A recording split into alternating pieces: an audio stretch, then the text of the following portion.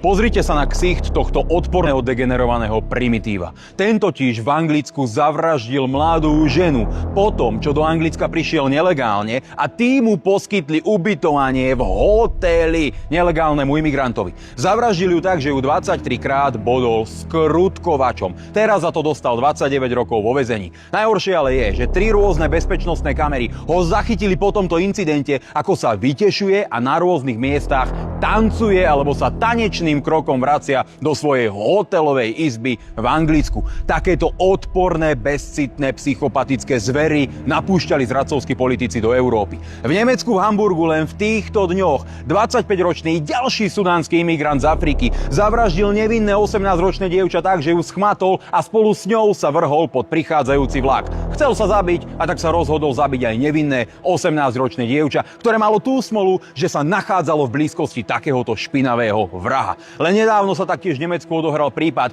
kde toto 16-ročné dievča, študentku zdravotníckeho oboru, sotil pod prichádzajúci vlak 31-ročný imigrant z Iraku.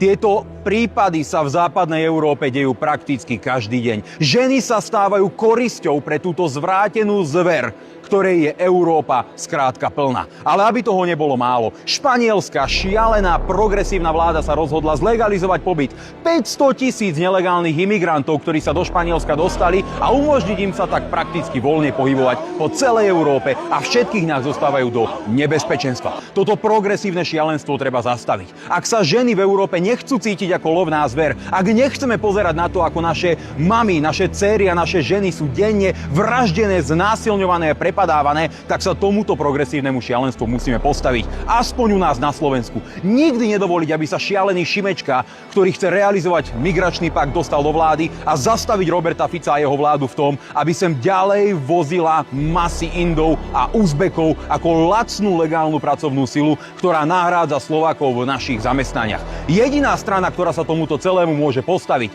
jediná strana, ktorá predstavuje skutočnú tretiu cestu medzi týmito dvoma extrémami, je hnutie Republika.